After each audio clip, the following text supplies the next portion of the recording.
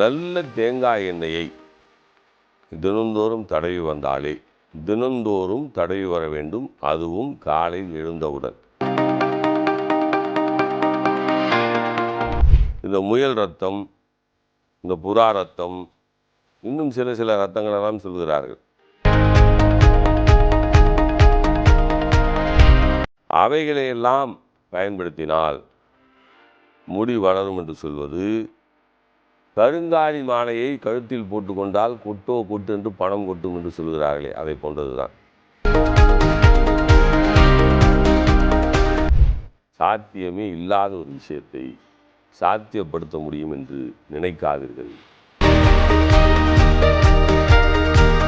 வாரத்திற்கு 2 நாட்கள் தலையிலிருந்து கால் வரை எண்ணெய் தேய்த்து அரை மணி நேரம் உடம்பில் ஊறிய பிறகு சேக்காய் போட்டு குளியுங்கள்.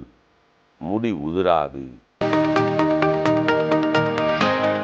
ஐயா, இன்னைக்கு இருக்கக்கூடிய காலகட்டத்தில் நிறைய பேருக்கு இருக்கக்கூடிய பெரும் பிரச்சனை இந்த முடி உதிர்வு அப்படின்றது தான். இந்த முடி உதிர்வை தவிர்த்து முடி வளர்றதுக்காக என்னென்னமோ பண்ணிக்கிட்டு இருக்கிறாங்க. இப்போ பார்த்தீங்கன்னா கொஞ்ச நாளாகவே இந்த முயல் ரத்தத்தில் உருவாக்கப்பட்ட எண்ணெய்கள், புறா ரத்தத்தில் தயாரிக்கப்பட்ட எண்ணெய்கள்ட்டு இதெல்லாம் அப்ளை பண்ணி யூஸ் பண்ணிட்டு இருக்காங்க.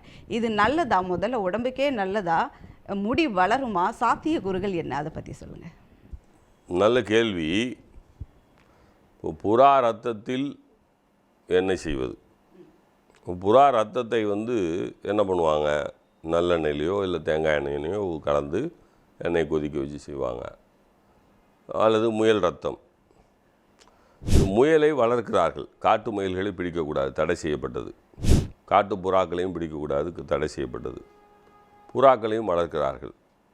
எவ்வளோ ரத்தம் கிடைக்கும் என்பதை நாம் சிந்தித்து பார்க்க வேண்டும். நல்ல தேங்காய் எண்ணெயை தினந்தோறும் தடவி வந்தாலே தினந்தோறும் தடவி வர வேண்டும், அதுவும் காலையில் எழுந்தவுடன். சூரிய ஒளி காலையில் தான் கிடைக்கிறது, இரவில் கிடைப்பது இல்லை. ரசாயனம் கலக்காத தேங்காய் எண்ணெயை, ரசாயனம் கலக்காத நல்லெண்ணெயை, விளக்கெண்ணெய் கண்டிப்பாக தடவக்கூடாது. ஏனென்று சொன்னால் விளக்கெண்ணெய் குளிர்ச்சி அதிகம்.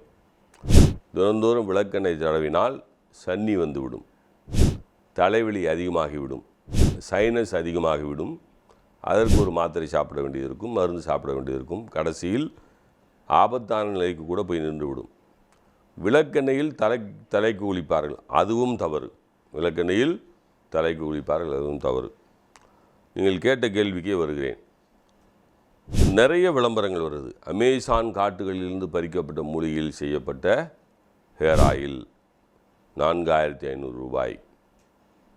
விளம்பரங்கள் வந்து கொண்டிருக்குது, பார்த்து கொண்டிருக்கிறேன். அமேசான் காடுகளில் என்ன மூலிகை இருக்கிறது உங்களுக்கு தெரியுமா? இப்போ அங்கே இருக்கிறவர்களுக்கு முடி வளரவில்லையே, என்ன செய்வது?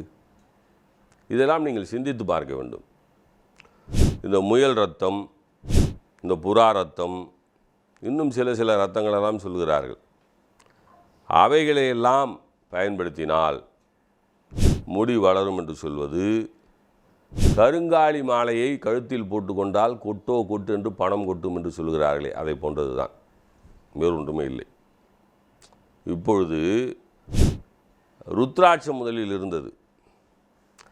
இப்பொழுது லேட்டஸ்டாக சமீப காலத்தில் ட்ரெண்டாக இருக்கிறது என்னன்னா, கருங்காலி மாலையை போட்டுக்கிட்டா பணம் என்று கொட்டும் என்று.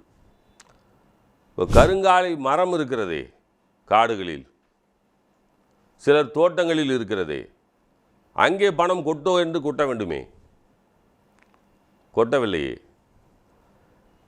ஏமாற்றுபவன், ஏமாறுபவர்கள் இருக்கும் வரை ஏமாற்றுபவன் இருந்து கொண்டே இருப்பான்.